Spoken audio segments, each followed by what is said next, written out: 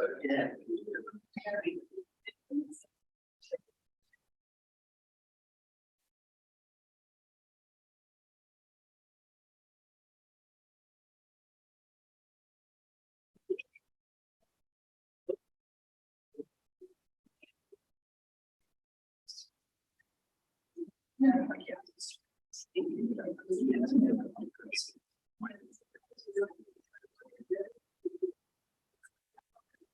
Before we go ahead and get started, thanks for coming and welcome to the first of our two Live Ideas lectures that we will host here. I'll bring our speaker up here in a moment.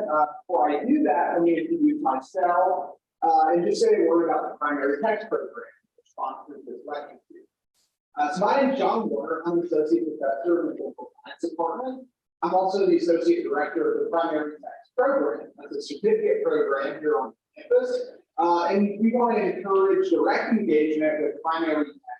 So skill learning through textbooks. So if you want to learn about Clausewitz, we think it's good to read Clausewitz, right? And that's kind of our basic approach. At any rate, we support a wide range of scholarly activity here on campus. We publish a journal here on campus that provides a forum for undergraduate research and creative activity. We direct undergrad research institutes as well. We sponsor an art contest. And in addition to all that, last year we awarded nearly $2,000 in undergraduate scholarships to students in our program.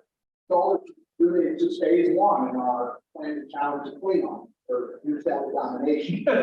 So, if you're a student and you're interested in learning more about our program requirements, please grab a brochure or a journal on your way out. And feel free to get in touch with me, also Laurie Johnson, who's our friend. So get down here, she can tell them more what the requirements are. And also, if you're in my class, get the sign-in sheets right over there to stay on the way. So with all that said, please join me in welcoming our speaker, Vanya Bellinger. Professor Bellinger is an assistant professor of strategy at Air Force University's Global College of Professional Military Education. And in 2015, she published Marie von Clausewitz, The Woman Behind the Making of En War, with Oxford University Press, the gold standard in academic practice. Previously, Bellinger taught as a visiting professor at the U.S. Army War College. She's the winner of the 2016 Society for Military History's Mankato Prize for her article, The Other Clausewitz, findings from the newly discovered correspondence between Marie and von Clausewitz. She's the first scholar to work with a complete correspondence between the Clausewitz couples. Professor Bellinger holds a BA in journalism and mass communication from Sophia University in Bulgaria. Before transitioning to academia, she worked as a journalist and international correspondent for various European media. In August 2022, Bellinger successfully defended her dissertation on the intellectual relationship between Paul von Clausewitz and Gerhard von Scharnhorst at King's College London. So, yeah, got that right. Okay. So, please join me in welcoming Professor Bellinger here to Kansas State.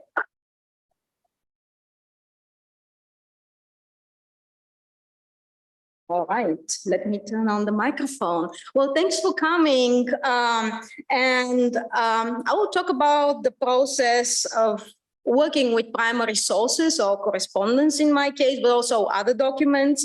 And I will highlight some of the challenges and also the interesting processes, and hopefully this way I would enhance your understanding of the issues. And maybe if you down the road, some of you decide to do similar project, maybe I will give you some ideas how to navigate the challenges. Now, why Marie von Clausewitz? Why do we need to, why was I so interested in Marie von Clausewitz?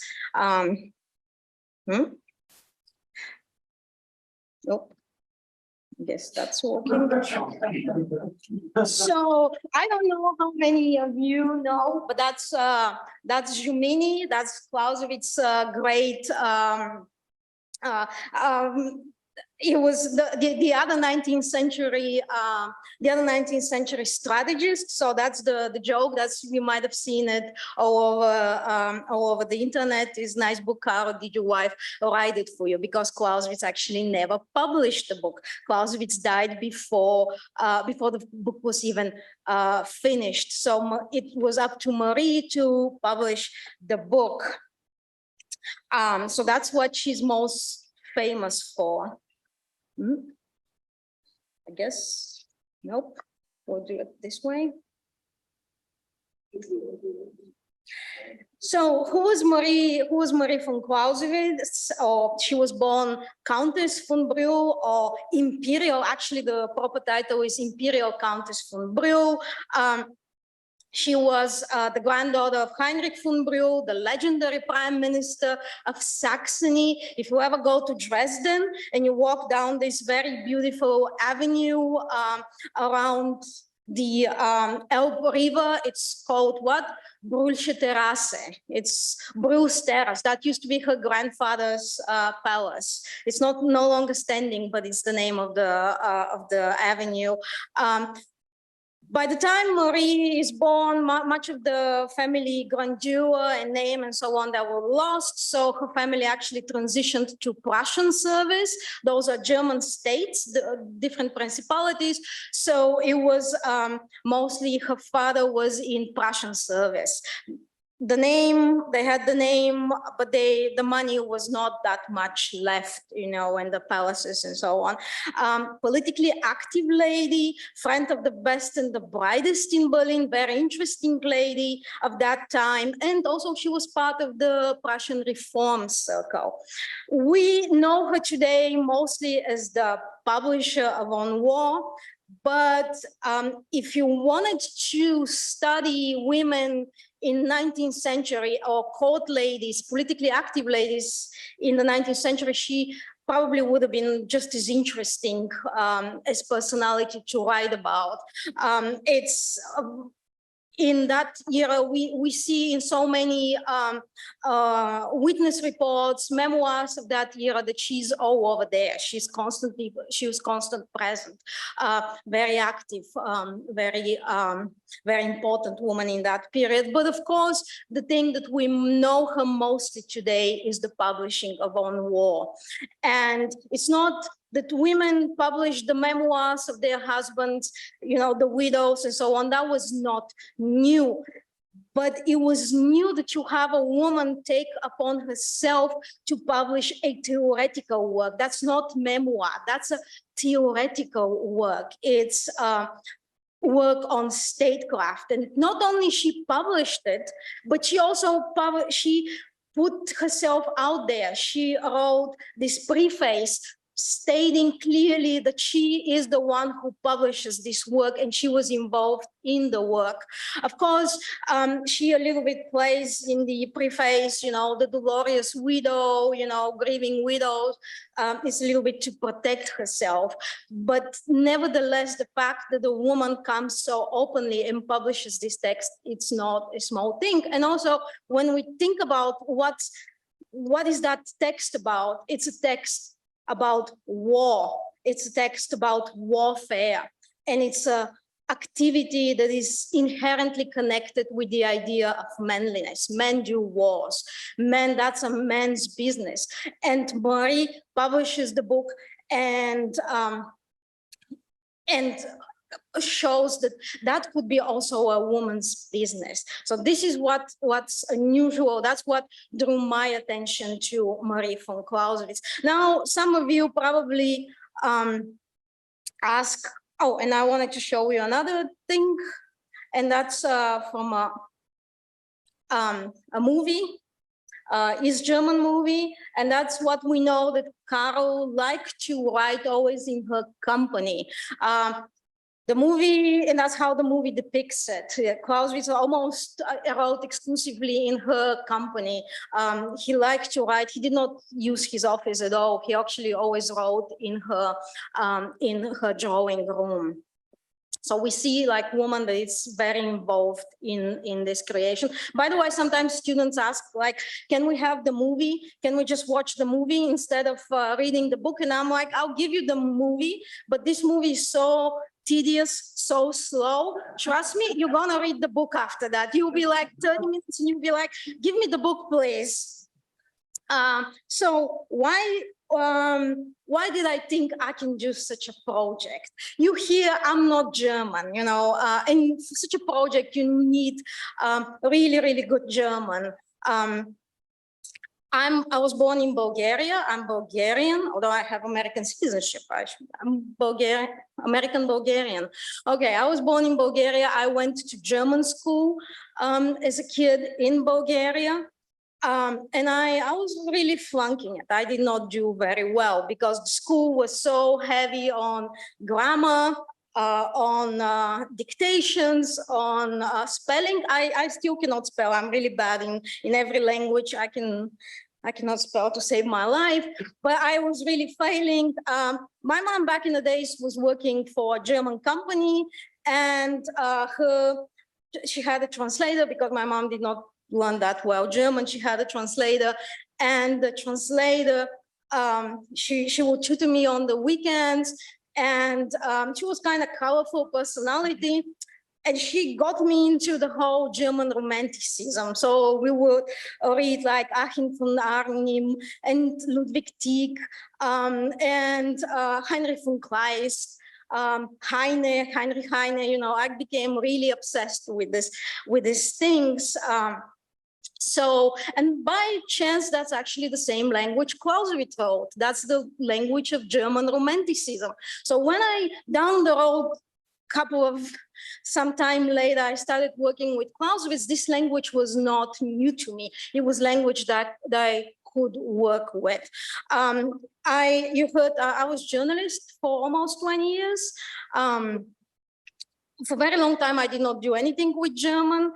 I was working in the Bulgarian national television. They needed somebody to go for 2 weeks on exchange with German television, MDR in Leipzig. And they needed somebody speaking like some decent German, so not to embarrass everyone. So I was like, who speaks good German? I was like, actually, I do. And then I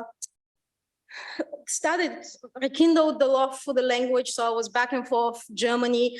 Then I got a fellowship at the Free University in Berlin, journalism fellowship. Worked in Germany, stayed in Germany. Then I met my husband, now ex-husband, who was American, and that's how I ended up in this country. And then for some time, I had a little bit crisis. I thought it's going to be so easy coming to America, you know, everybody waits for you, yay. No.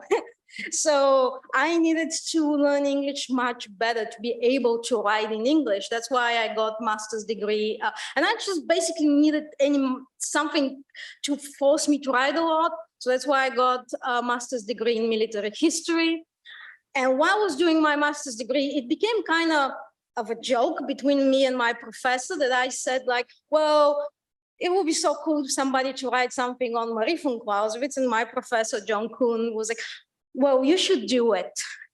And it became a thing, you know, like when's the Marie von Clausewitz book coming? So 2012, in the summer of 2012, I finally went back to Germany. I knew my way around the archives. So I had like meetings in different archives. In the State Library, I had in the Prussian Privy State archives, and they showed me the things that they had, but there was not much. And the Prussian Privy State archives was like, well, leave your email, address, whatever, cell phone, and if something someday shows up, maybe we'll give you a call. I was like, that's that. Okay, I should have kept my mouth shut and not talk about how I'm gonna write a book about Marie von Clausewitz because I don't have anything. Nothing. That's July 2012. December, just before Christmas 2012, I get the email from the Prussian Privy Archives and says like, well, German noble family, they just deposited their papers. Happens they are direct descendants from Marie, from Clausewitz's brother. Marie and Karl did not have children, so everything went to Marie's brother. And then he had only daughters. So this is how the family name was lost. The trace was lost, but the family actually has never, they always had those papers. They just kept it in their own possession. It's the Butler family, Butler-Venedian family.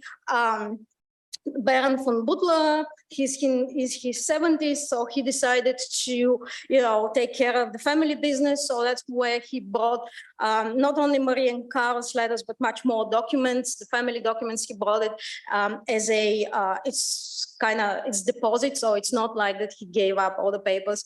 It's with conditions and so on. And once he gave up and they looked at on the file, they found my name, and that's how they called me. And the interesting part is, of course, most of Clausewitz's letters were published or published in some form. But from Marie's side, we have had only 16 letters that were published. And the rest actually in that collections, there were over 300 letters. So I was like, do you want copies of those letters? And I was like, well, okay, well, that's the story that I like to tell, because it's always is like a nice punchline to it, but that's not the end of the story. Because back then, 2012, 2013, the archives still wanted, you could not go and take a picture from your cell phone or anything else, which is now the case. You had to pay a certain sum and they will make like professional copies for you. And it was actually pretty substantial sum that I had to pay the archive for that. I was freelance journalist. I did not have much money. So what I would do, I would write all kinds of crazy articles, like some of the things I don't even want to remember. But that will give me, like, I will pay the bills and then I'll put in the fund, and then I'll send, when it was $1,000, I can send to the archives and they will send me back the paper. So I got the first tranche and I was so excited. And they looked like this. And I had spent about over $1,000. And I got this and I realized I cannot read it. And like, I cannot, I look at that, I look all of these things on my computer, I printed them, I enlarged them, whatever, I could not read them at all. And I was like, this is nice font, Vanya, what you gonna do with that?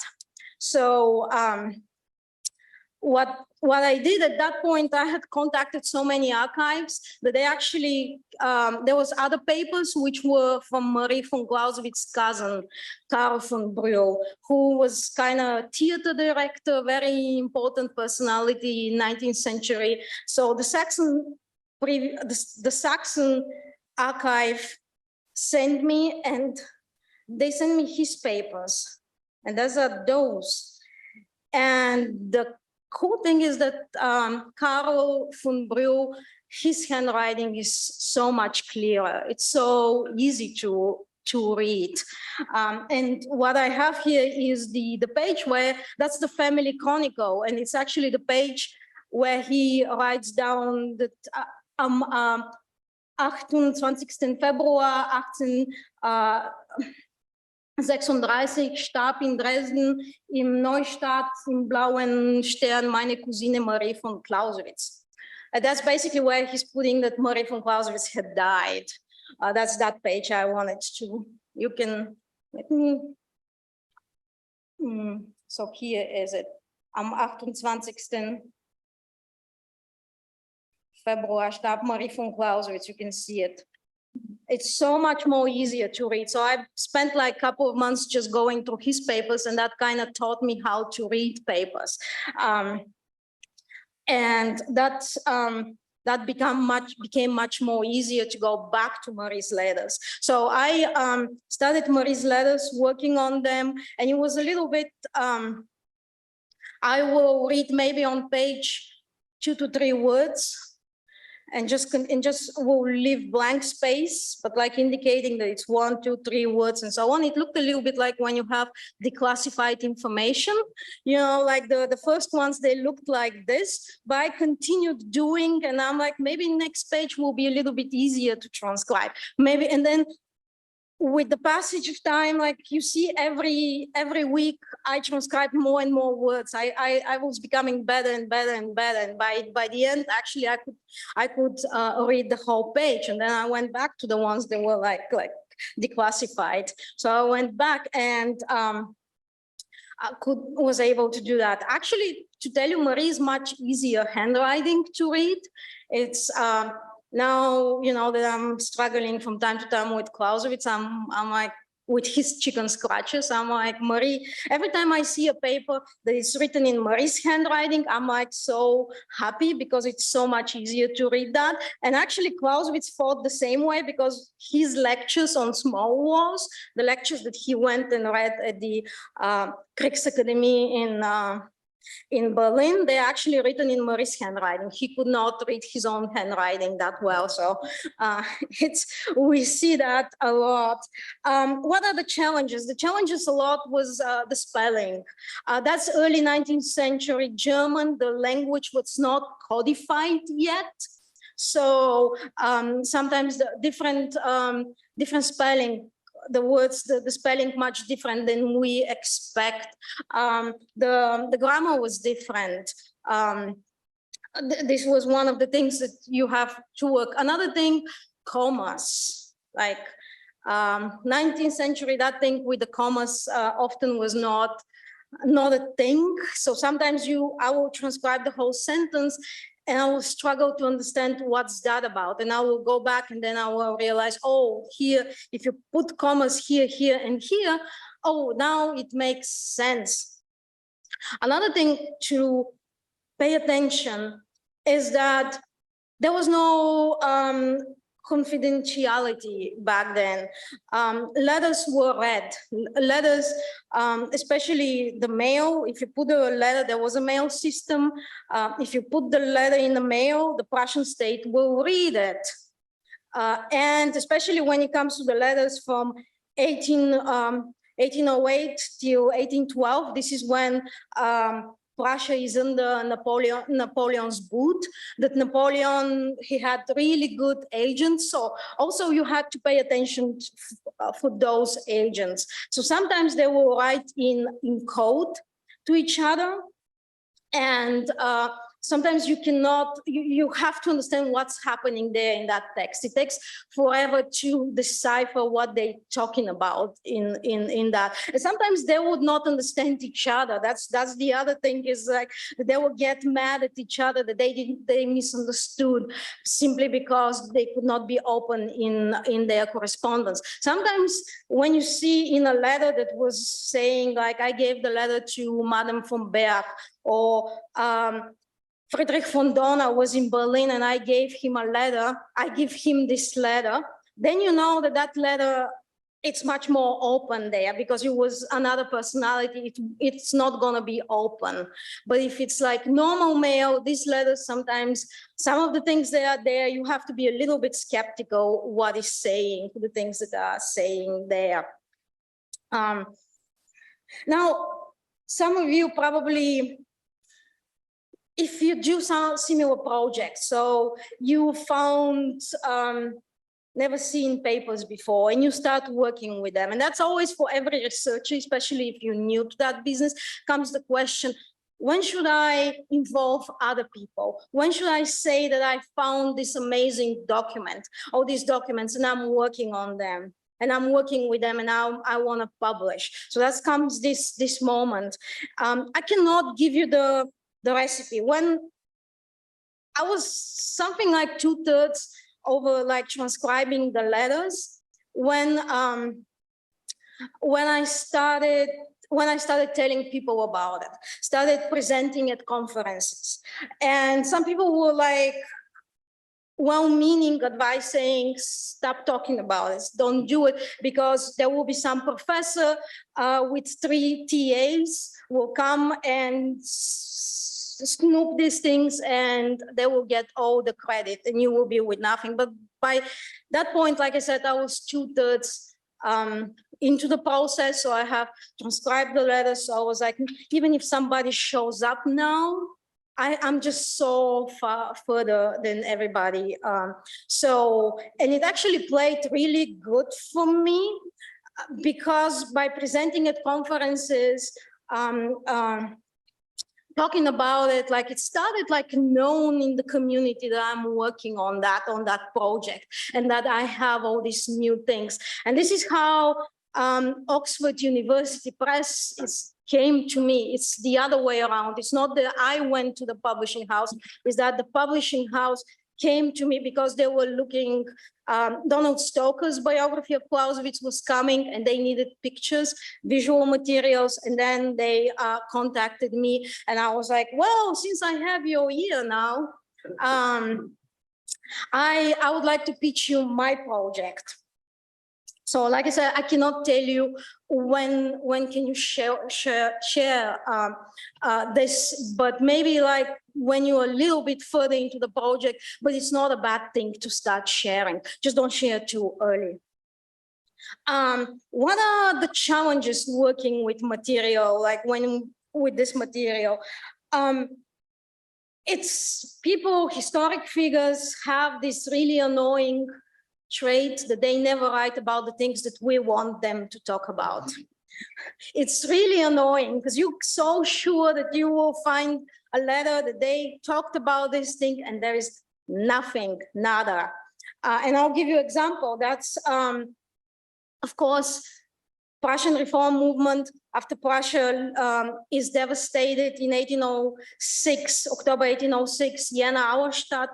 Napoleon completely destroys the country. After that, the country is forced to adopt modern reforms. In just basically a couple of years, Prussia becomes a modern state. It's just literally like something like 3 years. Most of the reforms are in 3 years. And it's one of the biggest reforms is serfdom, end of serfdom.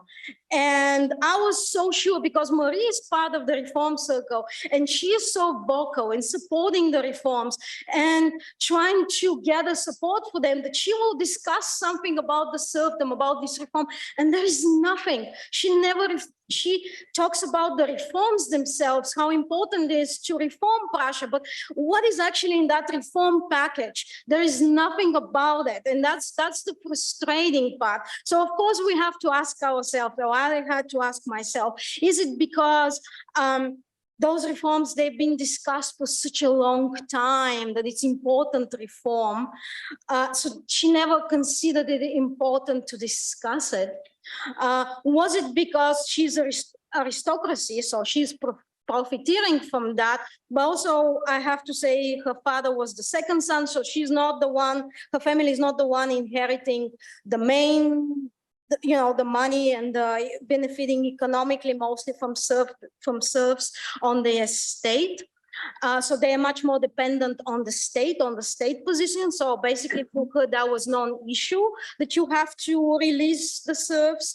Or was it? And then because there is this hypothesis that much of the aristocracy, many of the aristocrats were supported abandonment of serfdom because they actually can profiteer from that. You don't need anymore the old, the sick to take care, because that's the other side of the system.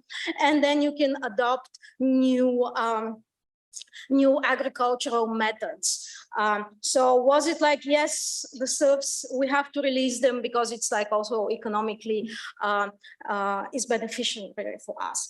It's one of these questions that I could never find an answer to that.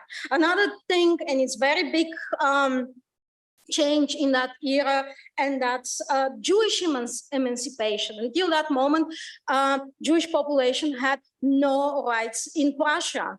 And that's one of the big reforms, the Jewish emancipation. They now become citizens and they have all the rights and obligations of the normal folk.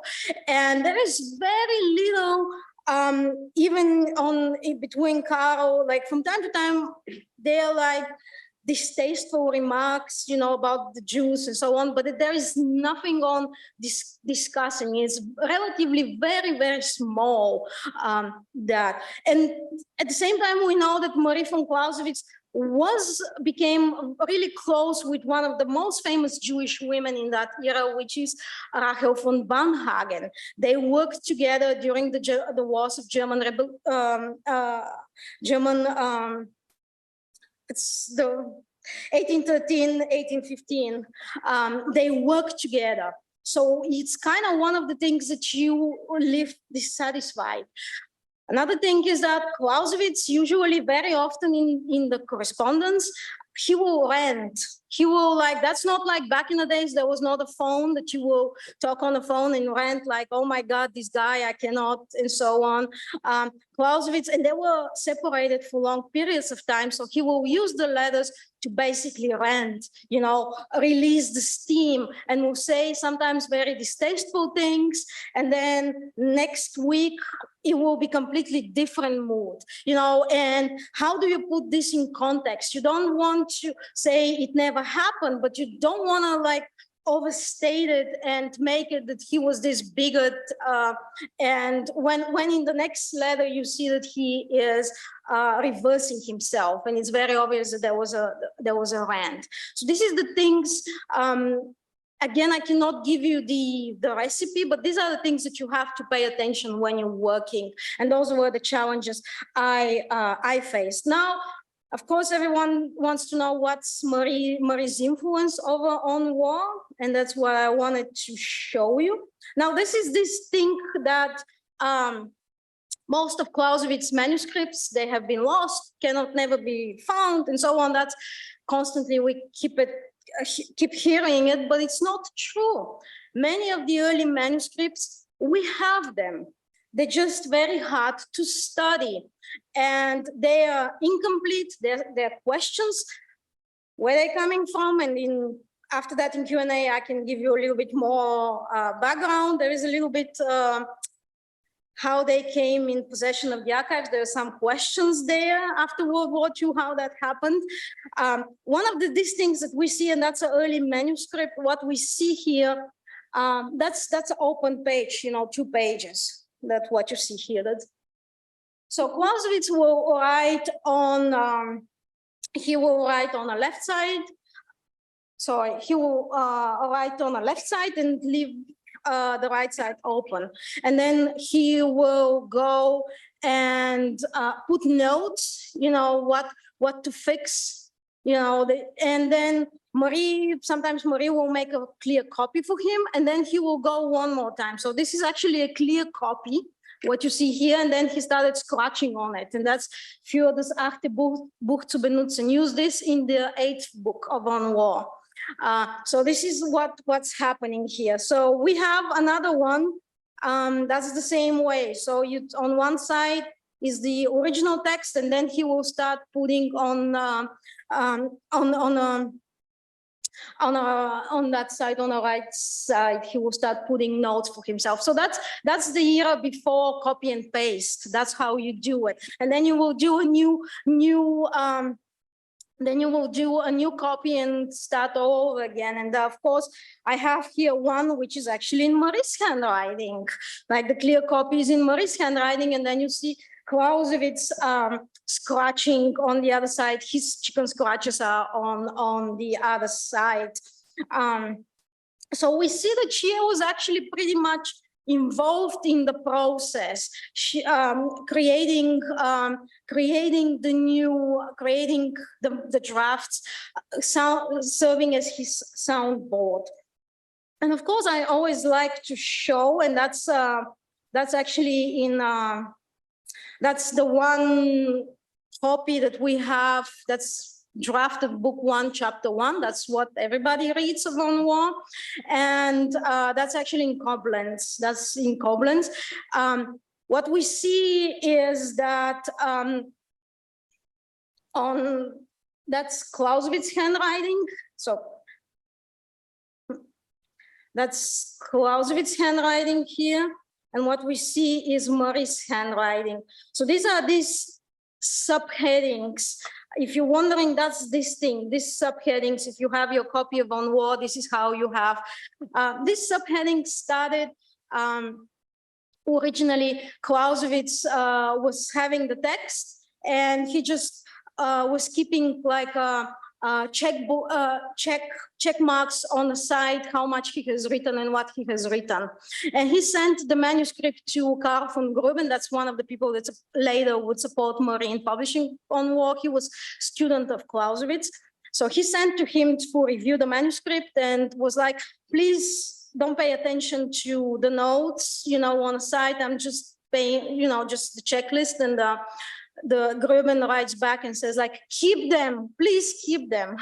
So this is how these things, how the text, because they cut the text is not so dense. They make the text much more easier to understand. But like I said, they are, especially for book 1, chapter 1, that's the interesting part, is that those subheadings are written in Marie's handwriting. And we know that Clausewitz went back on some of them and re-edit them on them. So we know that it wasn't like Marie after his death putting them. And of course, the most interesting, and that's number 24, and I have it here with the big one, and you can see it. It's Der Krieg ist eine bloße Fortsetzung der Politik mit anderen Mitteln. War is merely the continuation of politics with other means. It's in Marie's handwriting. Now, Clausewitz had that idea in many parts of On War. That idea comes in many parts of On War. That's the main idea of On War. But that sentence comes only one time in such a memorable and economical way. And it's on that subheading in 24.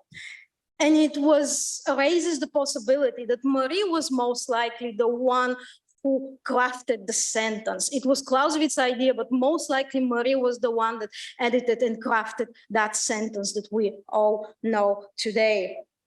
Another interesting thing is, and it only occurred to me last year, is that never in all the correspondence between Karl and Marie, and also the correspondence after that for the publishing of the book and so on, that we never see that title On War, coming On War. Clausewitz never used that title. Actually, he got a little bit grief from scholars, saying that he plagiarized another military writer, which is Otto Rühle von Lilienstern, who had a similar book, and it was called On War. But my interpretation is actually that Marie, after Clausewitz's death, came with this title. She's the one who plagiarized it, because, like I said, never in the correspondence between Karl and Marie ever comes that title comes. No, on the early manuscripts there any that title. Actually, if we look at the early manuscripts, if you look here, it actually says Strategie, erstes Buch, ersten Kapitel. So most likely Clausewitz might have thought to have it as Strategie as title. I don't know if you see it. It's here, it's Strategie.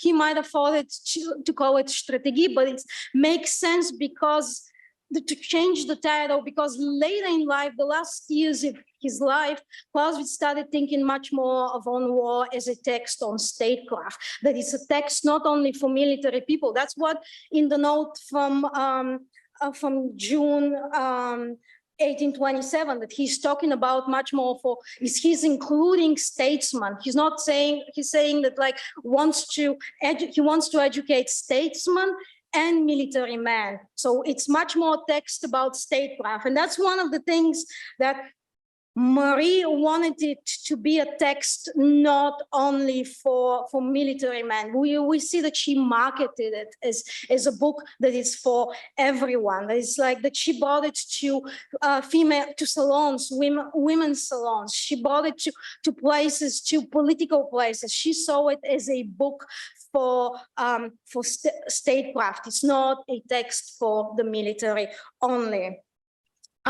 She decided to publish the text as was left. His notes were left simply because it was too much to edit, but also kind of to protect the original text the way it is. You would think, and that's one of the problems, if it was some of the military men surrounding her to go and edit the text, they could never help themselves and would have changed it. Actually, that's happened with the second edition of On War. Her own brother, Friedrich von Brill, who had studied under Clausewitz, who loved Clausewitz. The second edition of On War, he went and he edited significant parts of On War, and particularly the parts on civil-military relations, to give more freedom to the military, to suggest that Clausewitz was much more, that the politicians have to take clues from the military. So it's not a small thing that she decided to keep it as it is. And that's, of course, the book. Now, what I'm doing, when I consciously, did mostly Marie's letters, because first it was so much, and then Oxford University Press wanted the book really quickly. So I actually did only few of Clausewitz's letters. Now, what I'm doing today is actually going through Clausewitz's letters, and I have discovered that many of these letters, what we know as published version, is severely cut. There are parts that are changed. There is not what some of Clausewitz is a little bit different picture. But also Clausewitz is very hard to read, or was very hard for me to read. It's like a real chicken scratches. Now, when I was doing this preparing for this presentation, I just picked one of the letters and put it here, and I was like, why was so, now that's a year later, like, I'm like, why was so complaining? You know, actually, it's not that bad. Actually, that's pretty readable. So I was like, that's me working a whole year transcribing Clausewitz's letter. Now it's pretty easy. I was like, I don't know what was complaining. That's not that bad. Everything is relative in life.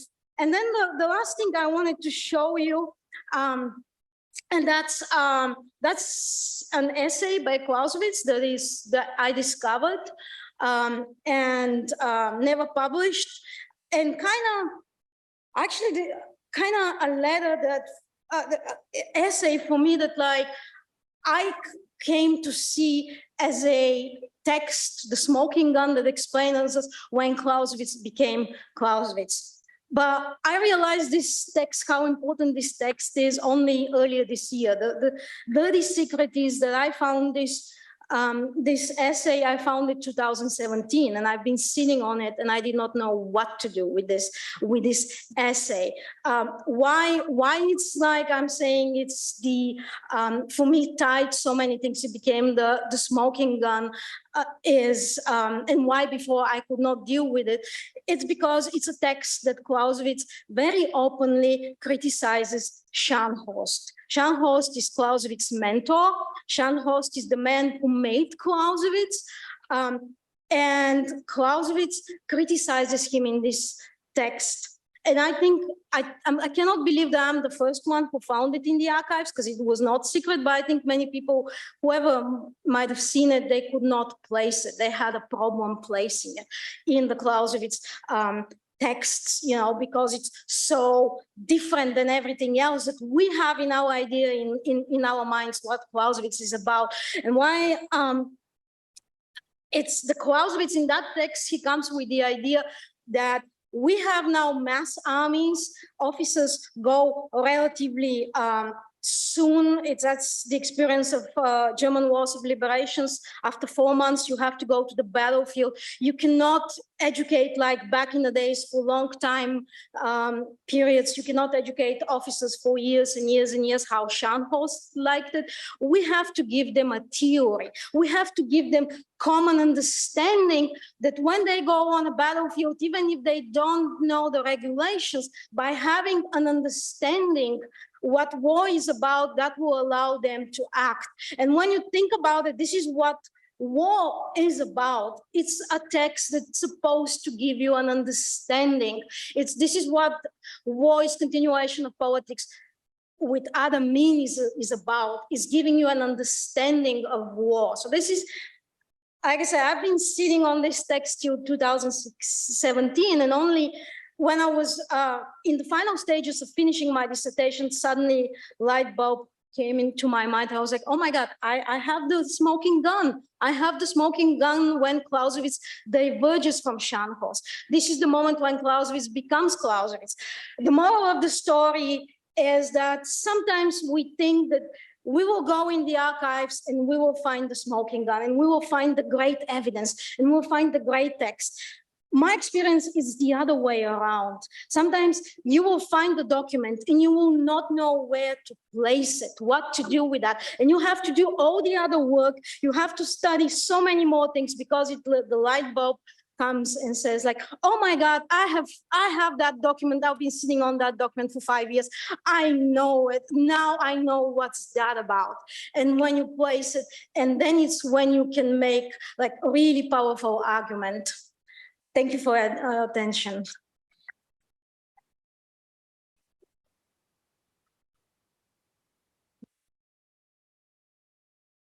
Yeah, we've got time. We've got one question. If people have questions, Vanya, I'll let you do it.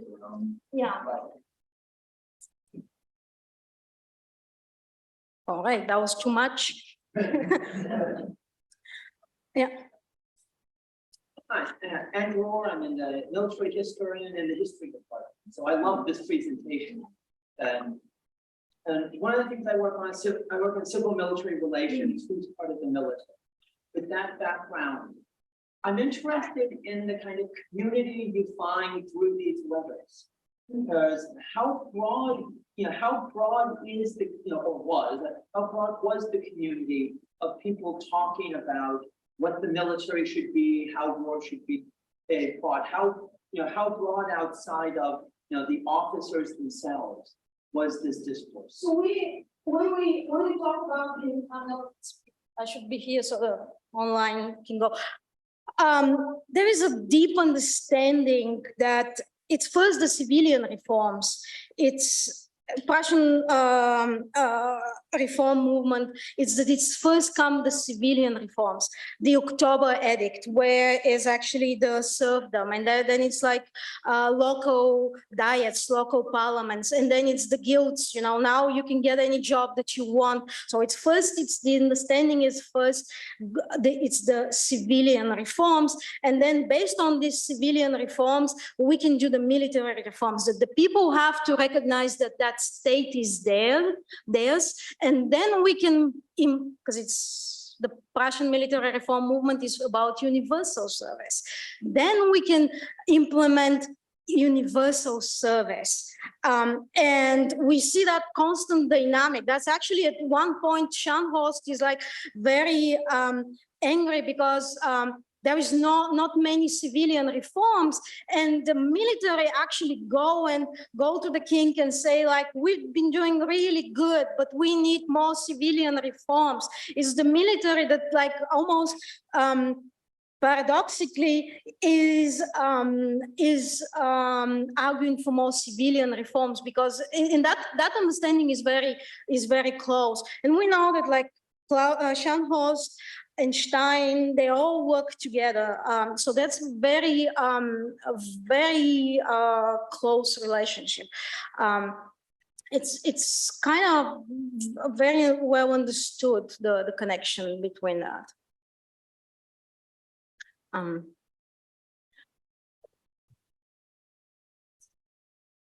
By the way, I can tell you like a funny story for that essay. It's after World War II, it's the General Staff Archives in World War II, they were bombed. The German archives, they were bombed in Potsdam. So many of the documents were lost, but not everything. So the papers of Scharnhorst, Gneisenau, that comes from Boyen. He was the war minister later. So all these papers, they survived, and US Army basically took them. That thing was actually in Washington, DC for some time. It was in Boyen's papers. United States took these papers as a war booty, and they were actually studied. Scharnhorst archives, we see that they are heavily studied. Clausewitz, Boyan's archive were not studied. And that's why I think no one saw that essay there. There are several other Clausewitzian papers in the same bundle. That's why it was not seen. But that was like very long time, was actually in Washington, D.C., and then returned to West Germany.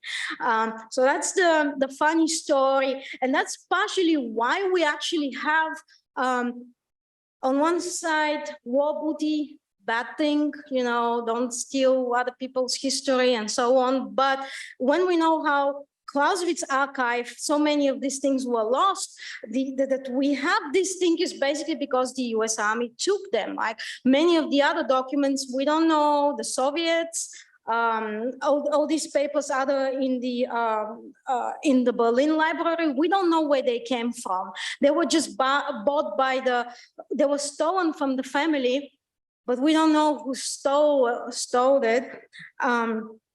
And basically the library just decided to pay them money and not ask too many questions. I could not find, like, it's just handled by a lawyer, the whole thing, so you cannot find who did it and what. And that might be like if somebody's interested and wants to do a project but doesn't speak German and so on, that would be an interesting project to go and see who studied Scharnhorst's papers, why the US Army was so interested in studying Scharnhorst's papers, what did we take from that? Because we see the Scharnhorst papers, they were heavily studied, that all these things to study. That might be an interesting project.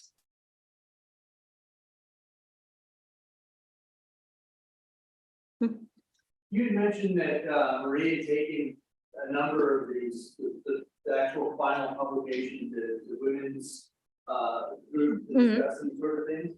Do you have any insight as to how that was received by some of these intellectual groups of women? Well, we have like Sophie von Schwerin, who was a salonière in that era, writer. She actually published the papers of her husband. Her husband was Schwerin, the one who died in Waterloo, the most famous of the Prussian casualties in Waterloo. Blücher famously wrote, "We won the battle, but Schwerin has fallen," that's after Waterloo. So Sophie von Schwerin, she's the widow of that Schwerin. She published his papers. But then she became romantic novels. She was best-selling author of romantic novels. By that point, she was publisher. Anyway, but she wrote like a very glowing review of On War, saying how she finally understood what was that about, and how she could not stop reading it, and constantly encouraged other women to read it. Unfortunately, Marie died also kind of 5 years after Clausewitz, so that's why she could not continue market or promote the book. So, and that was like also partially why she was later written out of the story, to people saying like, oh, she found the papers idiotic and she did not know what to do. Well, actually, we have in the correspondence that she always carried these things with her, the On War, the packages of On War, she always carried them with her. So it was not like she did not know that it existed.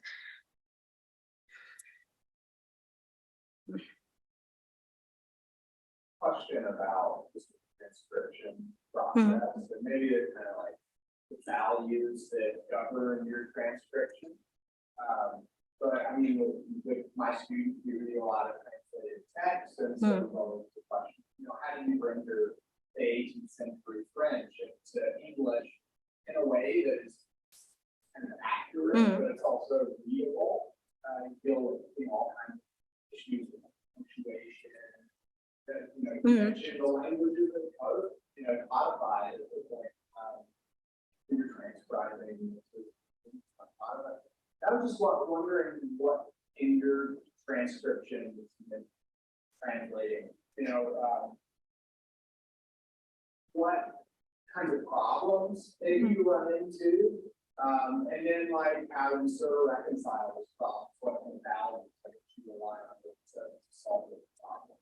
So I do first the translation, like what by word, and it's very obtuse. It comes very obtuse, so it's not very easy read. But like I want to have like the really clarify what's the meaning, you know, what's said here. So I would do like as close as possible, and then I will start like playing with the language to try to make it a little bit more readable, but then try to keep it as, again, there's been so many written into Clausewitzian words. There has been so many problems with the translations.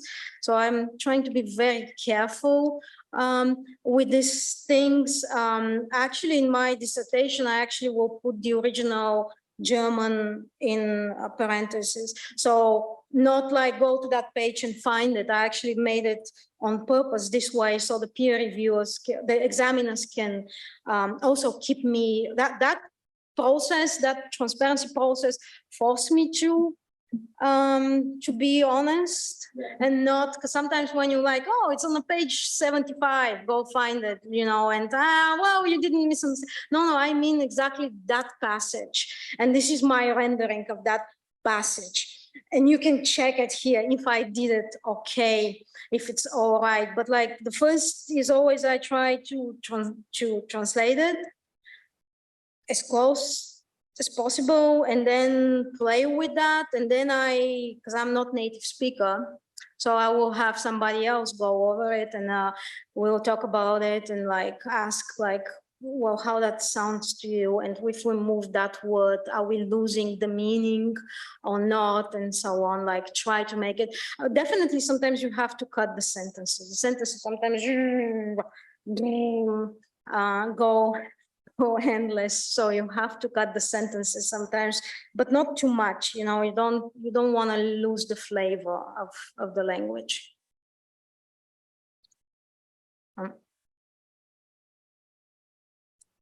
Yeah. Ma'am, one question. Who do you think has the most accurate English translation? Oh God, I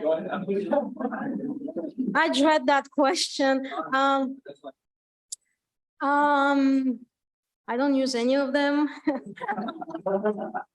I use for students because it's the most readable is of course Peter Poiret, and I use it for students, you know, in classroom. But like sometimes I will tell them like that's not exactly how it is, and like let me help you and show you, you know, the differences.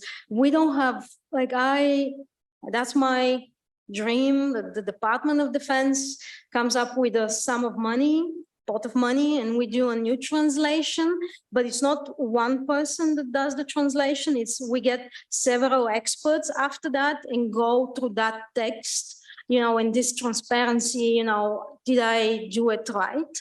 And we go and but then have a critical edition. So we have Clausewitzian text, but then we have on the side discussion of the word choices or the nuances, because sometimes you lose nuances. And sometimes that's the problem with translations, that you lose nuances, and that would be my dream. I mean, it's not like some people do Julie, like have Poiret and then Julie.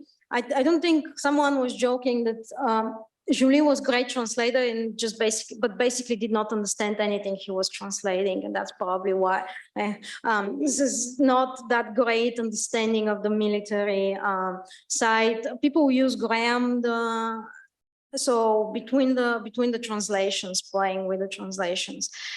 But maybe the Department of Defense or somebody else will find the money and we can do critical.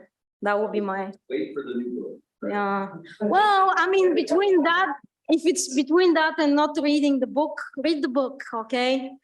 Sometimes I joke to my students, it's like, if you guys all learn German, that would be so much easier, you know? Like, that will go so much easier. And for all of us, yeah. No more questions. We're right at an hour. I wanted to come up and just give you a little gift here from the primary text program. We've got a K-State mug. It's empty now, but we promise to fill it with something good. Okay, yeah. Thank you.